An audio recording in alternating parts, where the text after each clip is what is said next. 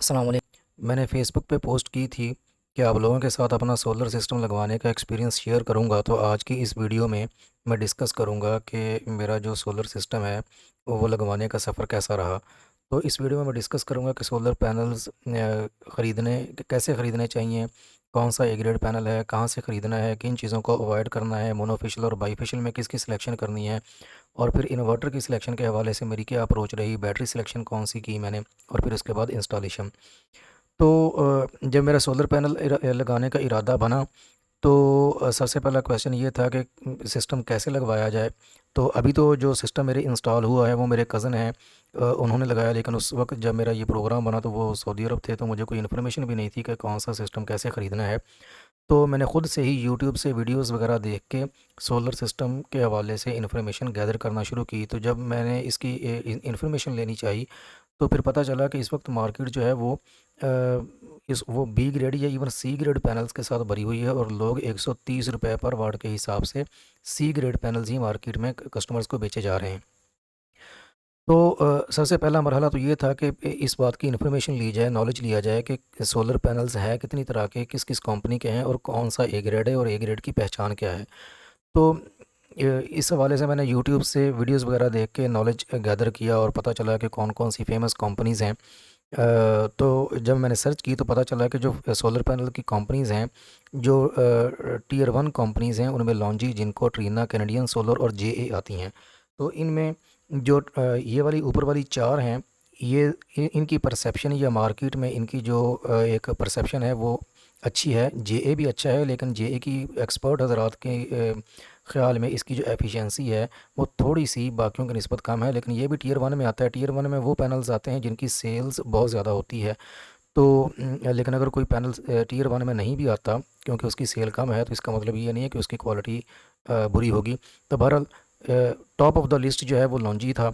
इसको लॉन्जी या लॉन्गी भी कहते हैं। तो उसके बाद जिनको, ट्रीना, कैनेडियन सोलर, ये सारे एक ही कैटेगरी के हैं। जे को थोड़ा सा नीचे कंसिडर किया जाता है मार्केट में, आल्दो कि ये भी बहुत ज़्यादा इस वक्त मार्केट में, बल्कि फैसलाबाद में सबसे ज़्यादा यही लग रहा है मार्केट में, ये बहुत ज़्यादा ये इन है आजकल। तो जब मैंने यूट्यूब से वीडियो वगैरह देख के नॉलेज गैदर किया तो पता चला कि ये वाली कंपनीज़ हैं, और इन कंपनीज़ का जो पैनल आपने ख़रीदना है वो पैनल ए ग्रेड है कि नहीं है, उसको वेरीफाई करने का क्या तरीका है। उसके ऊपर इन्फॉर्मेशन जब गैदर की तो पता चला कि इसके जो इंपोर्टर होता है, इंपोर्टर के जो डॉक्यूमेंट्स होते हैं, उन डॉक्यूमेंट्स को वेरीफाई करना बहुत ज़रूरी है। और फिर उसके बाद जो पैनल्स होते हैं इनके ऊपर एक सीरियल कोड या सीरियल नंबर लगा होता है। वो सीरियल नंबर जिस कंपनी का पैनल हो उस कंपनी की वेबसाइट पर जाके ऑनलाइन वेरीफाई करें। अगर तो वो एक नंबर या ए ग्रेड पैनल हुआ तो वो कंपनी की वेबसाइट के ऊपर उसकी इन्फॉर्मेशन मिलेगी। तो इस हवाले से सबसे पहले जो है मैंने डिसाइड किया कि मोनोफेशियल और बाईफेशियल में से बाईफेशियल का इंतखाब किया जाए, क्योंकि मोनोफेशियल वो वाले पैनल होते हैं जो कि एक साइड से जिनके इलेक्ट्रिसिटी जो जनरेट कर सकते हैं, और बाईफेशियल वो होते हैं जिनके दोनों साइड पे ग्लास होता है, और वो दोनों साइड पे अगर सूरज की शुआएं पड़ें तो वो इलेक्ट्रिसिटी जनरेट कर सकते हैं। तो बाईफेशियल पैनल्स की जो एफिशिएंसी है वो 15 से 20% ज़्यादा बताई जाती है। और फिर इनके हवाले से ये भी है कि सुबह के वक्त ये मोनोफेशियल की निस्बत जो बाईफेशियल पैनल हैं, जो कि दोनों तरफ से टॉप और बॉटम दोनों सरफेसेस से इलेक्ट्रिसिटी प्रोड्यूस या जनरेट करने की सलाहियत रखते हैं, वो सुबह के वक्त भी जल्दी बिजली बनाना शुरू कर देते हैं, और शाम के वक्त भी देर तक उनकी प्रोडक्शन रहती है। तो 15 से 20% का अंदाज़ा है कि बाईफेशियल की जो एफिशिएंसी है वो मोनोफेशियल से ज़्यादा होती है। तो मैंने फिर डिसाइड किया कि बाईफेशियल ही ख़रीदना है, क्योंकि सुबह के वक्त जितनी जल्दी प्रोडक्शन शुरू हो उतना ही फ़ायदा है। और फिर रेट में कोई इतना ज़्यादा फ़र्क भी नहीं था, 1-2 रुपए का फ़र्क था मोनोफेशियल और बाईफेशियल का। तो उसके बाद फिर मैंने फ़ेसबुक के ऊपर मुख्तलिफ़ ग्रुप्स वगैरह ज्वाइन किए, जिनमें जो कि सोलर पैनल्स के हवाले थे इससे थे। इनमें कुछ ग्रुप बहुत बड़े बड़े भी हैं जिनके 2 लाख से लेके 3 लाख तक मेंबर हैं। तो उनमें सोलर पैनल्स बेचने वाले दिन रात सोलर पैनल्स के हवाले से एडवर्टाइजमेंट करते रहते हैं कि हमारी अपनी इंपोर्ट है, हमसे ख़रीदें, पूरा कंटेनर है या। तो इस हवाले से वो जितने भी, तो मैंने उनसे रब्ता करना शुरू किया। तो रब्ता करने के बाद मैंने एक लिस्ट बनाई, और कुछ लोगों के साथ कांटेक्ट में आके मैं लाहौर चला गया, कि क्योंकि फ़ैसलाबाद में बाईफेशियल पैनल फ़ैसलाबाद में अवेलेबल नहीं था। जिसके साथ भी बात करो वो मोनोफेशियल का कहता था, और फैसलाबाद में तो डॉक्यूमेंटेड पैनल भी बहुत कम लोगों के साथ मेरा रब्ता हुआ जिन्होंने कहा कि हमारे से आके ले लें। और अगर किसी के पास मोनोफिशियल ए ग्रेड भी था तो उसका भी रेट इतना ज़्यादा था कि अगर आप लाहौर से जाके ख़रीदें तो लाहौर से आप अपनी जो डाला है उसका 15 या 20 हज़ार रुपया किराया भर के भी यहाँ फैसलाबाद ले आएँ तो ये लाहौर से सस्ता पड़ता है बनिस्बत इसके कि आप फैसलाबाद से ख़रीद लें। तो फिर मैं लाहौर चला गया, रमज़ान से पहले की बात है, और जिस दिन मैं गया ये वो दिन था जब 18 रुपये डॉलर यकदम बढ़ गया था। जब लाहौर गया वहाँ पे एक बहुत बड़े इंपोर्टर के पास, जो कि बहुत बड़ी कंपनी है, उनकी अपनी वेबसाइट है, बहुत बड़ा सेटअप है उनका, उनके पास गया तो उन्होंने सोलर पैनल देने से इनकार कर दिया कि जी आज तो 18 रुपये रेट बढ़ गया है, ये तो सोलर पैनल की कीमत पता नहीं कहाँ पे चली जाएगी। हालांकि 128 या 30 रुपये मैं उनसे बात करके गया था और इसके ऊपर मैं ख़रीद रहा था। फिर मैंने उनको 132 रुपये की भी ऑफ़र की, लेकिन उन्होंने कहा नहीं जी ये तो 18 रुपये बढ़ गया है, तो हमें कंपनी की तरफ से मना कर दिया गया है कि सेल नहीं करनी। फिर कुछ और लोगों के साथ मैं राब्ते था मेरे में था, उन्होंने भी इनकार कर दिया। लेकिन एक पार्टी ने मुझे अपने गोदाम में भेजा, वहाँ बाई फेशियल या डबल ग्लास का कह के बुलाया गया, लेकिन वहाँ पे जब मैंने देखा तो वो सिंगल ग्लास पैनल था और सिंगल ग्लास के ऊपर फिर कायल करने की कोशिश की गई।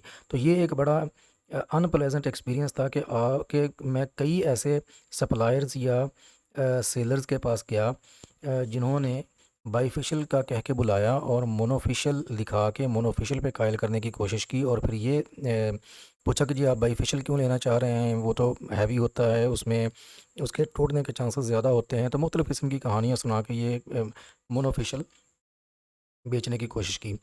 तो उस नाकाम ट्राई के बाद मैं फिर वापस आ गया। फिर उसके बाद एक दफ़ा मेरा जंग के एक गोदाम में चक्कर लगा, जो जिसने कहा कि हमारी अपनी इंपोर्ट है, कंटेनर पड़ा है, आके देखें ले जाएं। तो जब वहाँ गया, वहाँ भी बाईफिशियल कह के बुलाया गया और मोनोफिशियल दिखाया गया, और मोनोफिशियल की ही के ऊपर उन्होंने कायल करने की कोशिश की कि आप ये ले जाएं। तो बहरहाल फिर उसके बाद रमज़ान आ गया, तो रमज़ान में कीमतें कम होनी शुरू हो गई। तो वो पैनल जो मैं 130-32 रुपए ख़रीदने पे आमादा था, बल्कि मैं ख़रीद रहा था और मुझे नहीं दिया गया, वो जब रमज़ान आ गया तो वो कुदरती तौर पे जो इंपोर्ट पे पाबंदी लगी थी जिसकी वजह से रेट ऊपर जा रहा था, तो उस पाबंदी में ये हुआ कि जो कंटेनर कराची पोर्ट पे खड़े थे वो आहिस्ता आहिस्ता क्लियर होना शुरू हो गए। जो पहले की ख़रीद थे लेकिन पोर्ट के ऊपर रुके हुए थे, वो क्लियर होना शुरू हो गए, जिसकी वजह से रेट कम होना शुरू हो गया। अब वो पोर्ट पे खड़े कंटेनर बहुत ज़्यादा थे, और जब वो क्लियर होना शुरू है तो मार्केट में सोलर पैनल बहुत ज़्यादा आ गया, जिसकी वजह से रेट कम होना शुरू हुए। और ये कम होते होते आज की रेट में आपको अगर पैलेट का रेट बताऊं तो मुझे जिन सेलर्स के साथ मैं राब्ते में हूँ उनके मैसेज अभी तक आते रहते हैं कि जी 88 रुपये या इवन 85 रुपये पर वाट ले लें अगर आपने पूरा पैलेट ख़रीदना हो। तो रमज़ान का आखिरी अशरा था, तो मैंने सोचा कि 106 रुपये रेट मुझे मिला। तो मैंने सोचा कि ईद के बाद दोनों चांसेस हैं, या तो रेट बढ़ भी सकता है मज़ीद या फिर इससे भी कम हो सकता है। तो अब अगर कम होगा तो 10-15 रुपये और कम हो जाएगा। तो मैंने फिर ये रिस्क लिया और मैंने कहा कि 106 रुपये पे ख़रीद लिया जाए, तो ताकि ऐसे ना हो कि ईद के बाद दोबारा 130 रुपये पे चला जाए। तो बहरहाल मैंने 106 रुपये पर वाट के हिसाब से 20 पैनल ख़रीदे, 10 मेरे लिए और 10 मेरे कज़न के लिए। तो वो भी लाहौर से ख़रीदे गए, और लाहौर से ख़रीदने के बाद हमने वो उसका 15,000 रुपया रेंट दिया और फैसलाबाद आ गए। लेकिन सोलर पैनल परचेज़ करने के हवाले से जो सबसे अनप्लेजेंट एक्सपीरियंस था, जो सबसे इरिटेटिंग एक्सपीरियंस था, वो ये था कि फ़ेसबुक के ऊपर, व्हाट्सएप के ऊपर जितने भी सेलर्स हैं जो कहते हैं कि हमारी अपनी इंपोर्ट है, हमसे लें, हम आपको देते हैं, वो सारे के सारे कमीशन एजेंट या डीलर्स होते हैं, ब्रोकर्स होते हैं। जब भी आप उनसे रब्ता करते हैं, मैं जब भी लाहौर गया तो मुझे ऐसे डीलर्स के साथ वास्ता पड़ा कि जब उनके ऑफ़िस में आप जाते हैं तो वो आपसे कहते हैं जी कि आपको माल देते हैं, ये दिखाते हैं या फिर देते हैं, लेकिन इससे पहले आप कुछ ना कुछ टोकन हमें दे दें, 10,000 15,000, ताकि हमें पता चले कि आप बाय करने में संजीदा है। तो मैं कहता कि भाई इसमें टोकन देने की क्या ज़रूरत है, जब मैं ख़रीदने के लिए आ गया हूँ तो मुझसे सारे पैसे लें और जितने मुझे पैनल चाहिए वो मुझे दे दें। लेकिन सबसे बुरा एक्सपीरियंस तब था जब मैं जिस दिन मैंने ख़रीदे हैं लाहौर से, वो रोज़े के साथ मुझे कंपनी ने 1 2 2-3 घंटे तक वेट करवाते रहे कि जी हमारे बॉस मीटिंग में हैं। तो जैसे ही मीटिंग ख़त्म होती है तो वो आपसे रब्ता करते हैं, लेकिन वो मीटिंग में वो इनकी एक ट्रिक थी, टाइम ज़ाया कर रहे थे। तो 2-3 घंटे के बाद उन्होंने कहा जी कि आप 1 लाख रुपया टोकन मनी जमा करवाएं, फिर हम आपको गोदाम में लेके जाएंगे। मैंने कहा 1 रुपया तक नहीं देना। अगर आपने आप मुझे पैनल दिखाएं, मैं वेरीफाई करूंगा, डॉक्यूमेंट्स देखूंगा, पैनल्स वेरीफाई करूंगा, ऑनलाइन वेरीफाई करूंगा, अगर मैंने लेने हुए तो उसके बाद सारी पेमेंट करूंगा और पैनल आपसे उठा लूँगा। लेकिन वो कहने लगे जी कि हम आपको गोदाम में तब लेके जाएंगे जब आप कुछ ना कुछ पेमेंट हमें कर देंगे। हम जिस बंदे को भी गोदाम में लेके जाते हैं वो बाद में हमें बीच में से निकाल देते हैं और ख़ुद उनसे जो इम्पोर्टर हैं उनसे ख़रीद लेते हैं। तो मैंने उनसे कहा कि आपने तो ये कह के बुलाया कि हमारी अपनी ख़रीद है, हमारी अपनी इम्पोर्ट है, या हम उसके मालिक हैं, हम आपको देते हैं। तो अगर ऐसा नहीं है, आपने कमीशन एजेंट ही करनी थी, तो फिर मुझे बुलाया ही क्यों?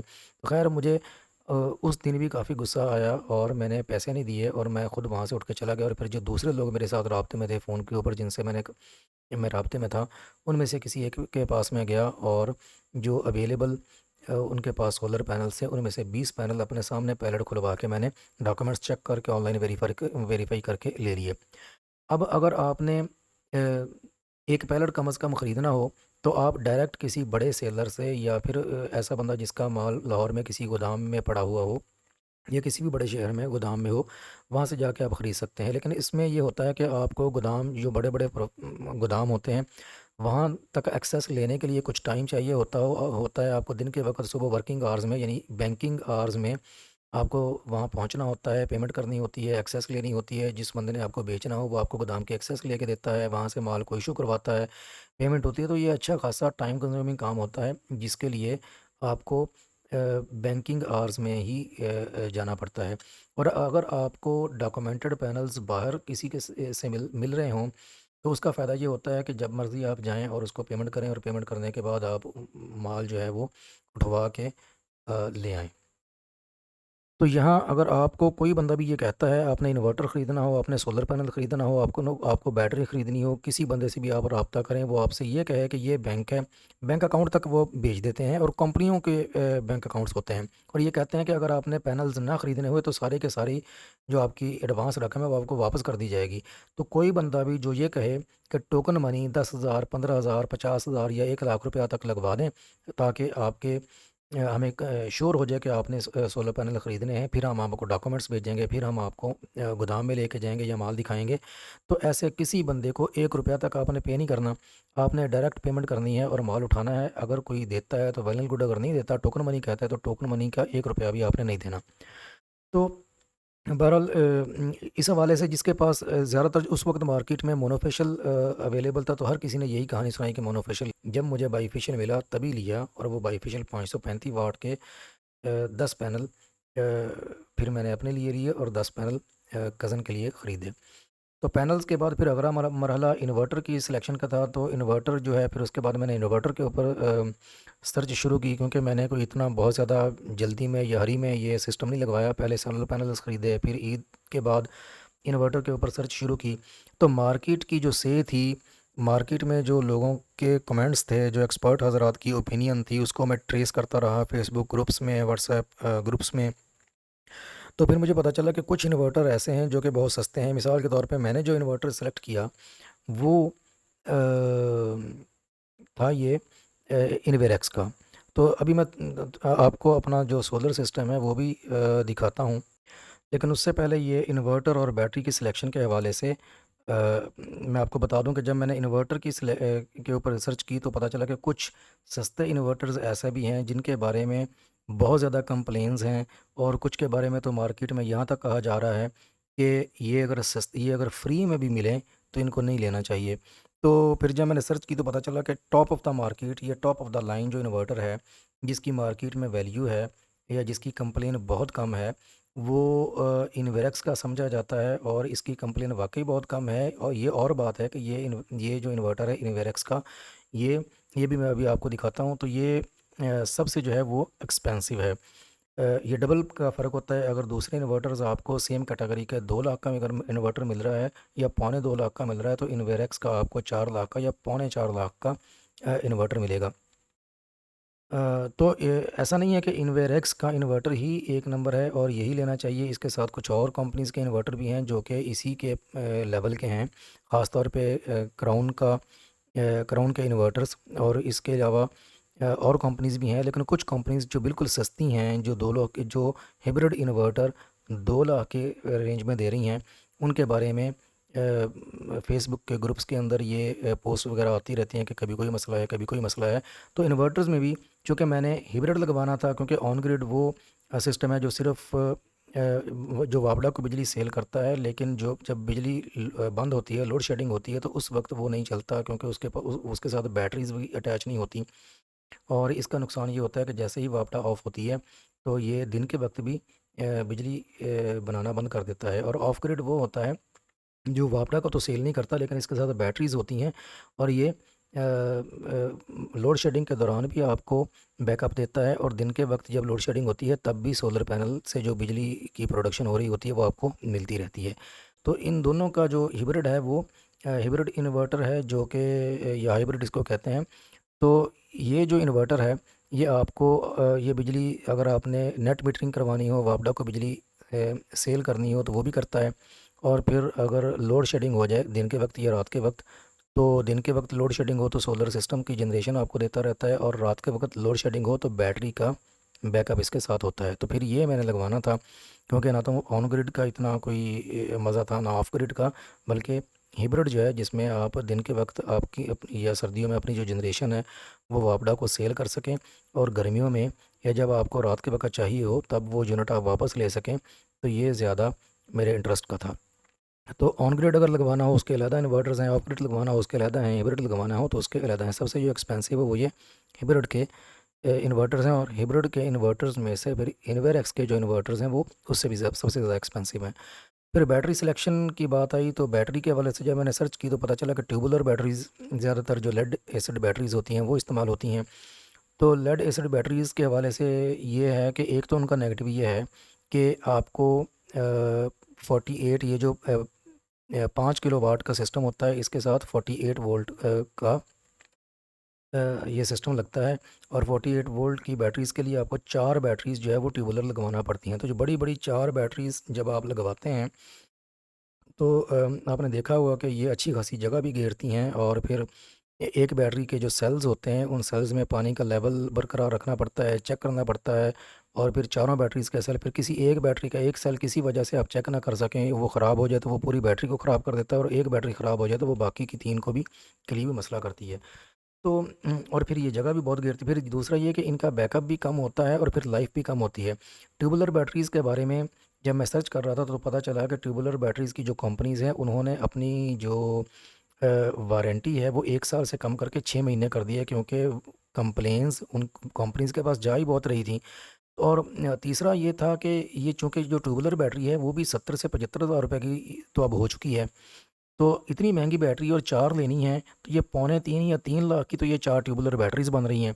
तो फिर क्यों ना इसके मुकाबले में जो लिथियम आयन बैटरी है वो ले ली जाए। अब लिथियम बैटरी जो है इसकी इसकी जो लाइफ है उसके बारे में ये है कि वो अगर 3000 साइकिल्स भी इसकी लाइफ है, तो अगर एक दिन में एक दफ़ा भी इसको डिस्चार्ज करके चार्ज किया जाए तो ये तकरीबन इसके 8 साल बनते हैं। और मार्केट में इसकी परसेप्शन यही है कि ये 10+ ईयर्स या 9-10 साल ये बैटरी लाजमी चल जाती है। तो एक तरफ जिन्होंने ट्यूबुलर बैटरीज़ लगवाई हुई हैं और 3 या 4 साल के बाद भी उनको अगर बदलनी पड़ गई हैं, तो दैट मीन्स कि अगर 3 या पौने 3 लाख की बैटरीज़ 3 साल बाद आपको बदलनी पड़ गई हैं, तो ये 6 साल या 7 साल के अंदर आपका डबल खर्चा हो गया। तो इससे बेहतर है कि लिथियम की बैटरी ये 3 लाख की बजाय आप 4 लाख खर्च कर लें। लिथियम की एक्सपेंसिव बैटरी जो कि 48 वोल्ट की एक ही बैटरी होगी और दिखने में भी अच्छी लगती है, जैसा कि मैं अभी आपको दिखाऊंगा। तो ये जो बैटरी है फिर इसकी लाइफ भी ज़्यादा है, इसका बैकअप भी ज़्यादा है। इन 4 बैटरीज़ के ऊपर अगर आप फ्रिज या एसी वगैरह चलाएं तो इनकी ड्यूरेशन और कम हो जाती है, लाइफ और कम हो जाती है, जबकि इनकी जो पावर है वो ज़्यादा है।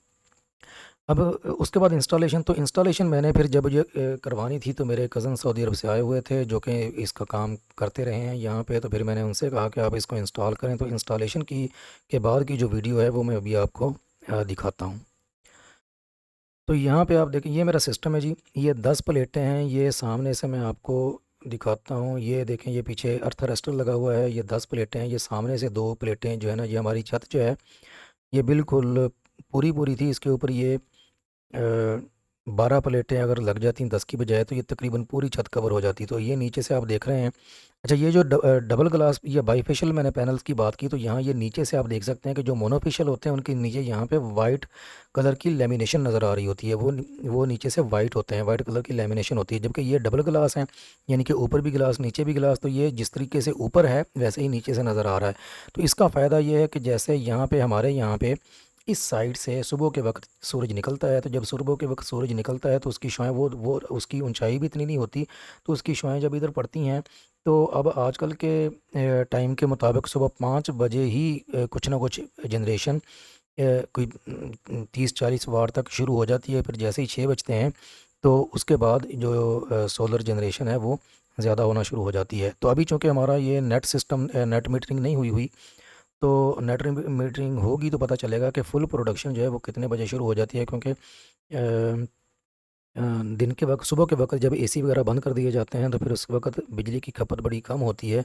तो असल में जनरेशन कितनी है वो अभी तक इसको मैंने नहीं देखा। तो ये पीछे इतना ज़्यादा फासला नहीं था इस दीवार के साथ, ये अर्थ अरेस्टर लगाया है।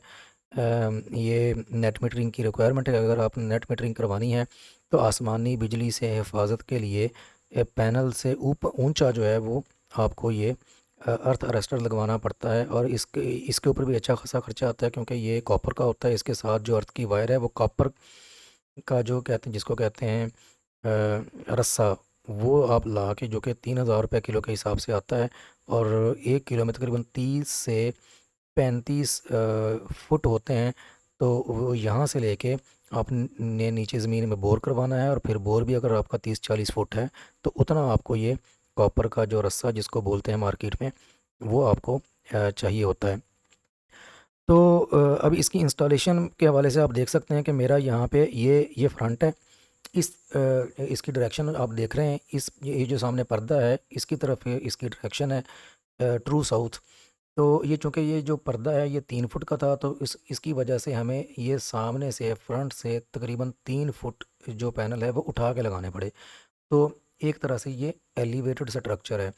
क्योंकि अगर शाम के वक्त अगर ये उठा के ना लगाए जाते तो शाम के वक्त जब सूरज थोड़ा ढलता है, गुरूब होने के वक्त ये जो पर्दा है इसका साया इन पैनल्स के ऊपर आता और फिर इनकी जो जनरेशन है वो मुतासर होती।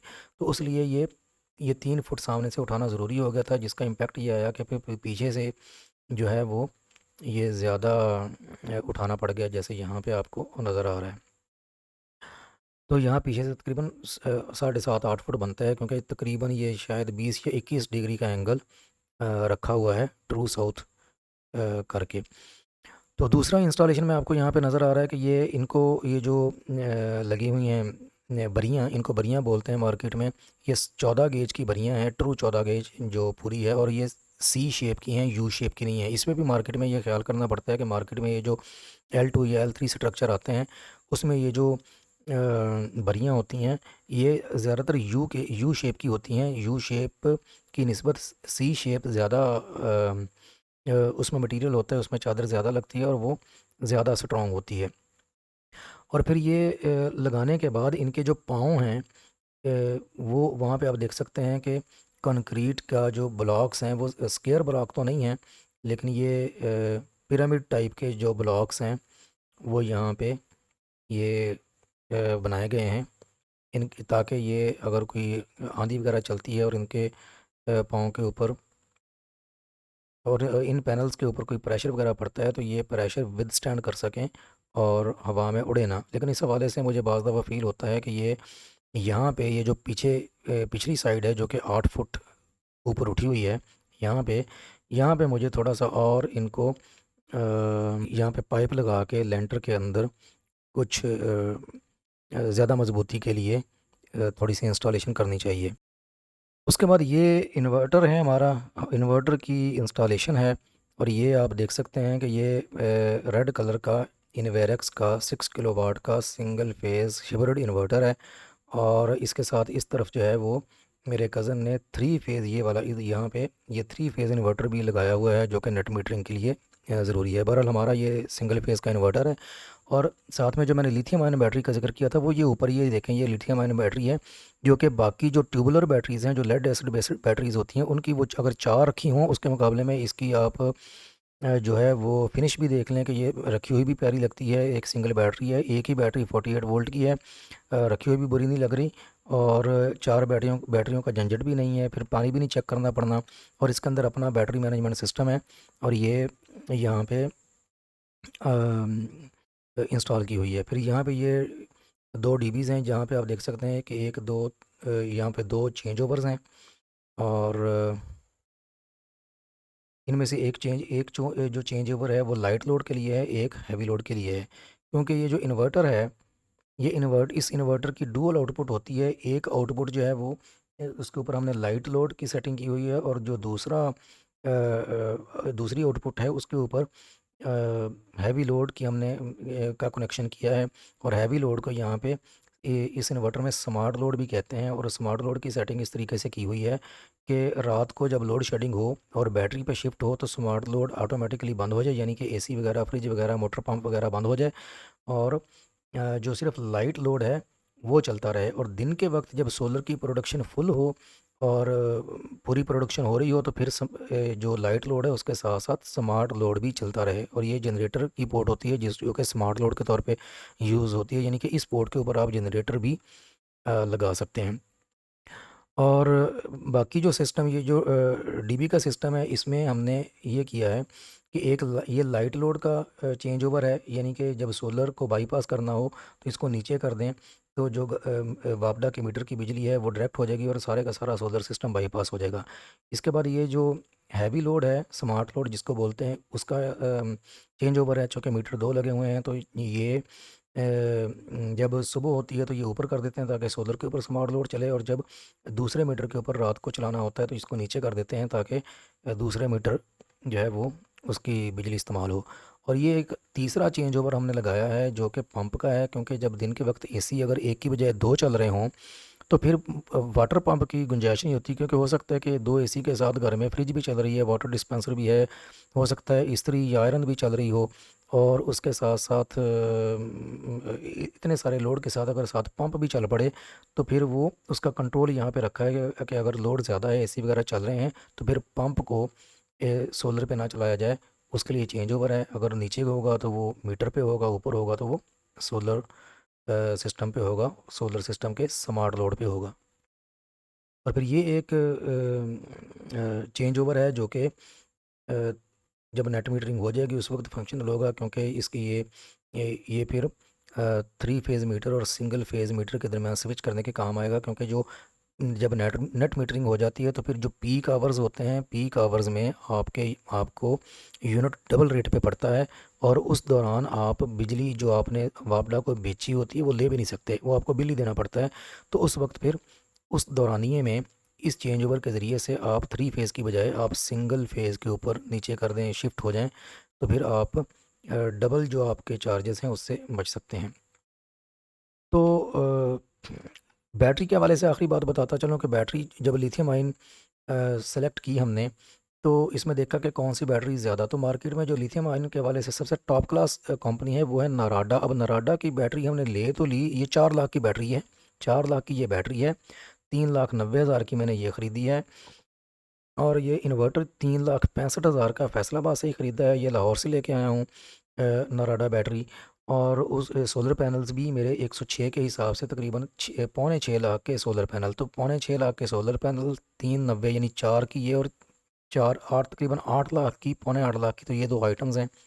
और 13.5 लाख रुपया की ये तीन आइटम्स बन जाती हैं, सोलर पैनल प्लस ये बैटरी प्लस ये इन्वर्टर, ये तकरीबन 13.5 लाख के बन गए।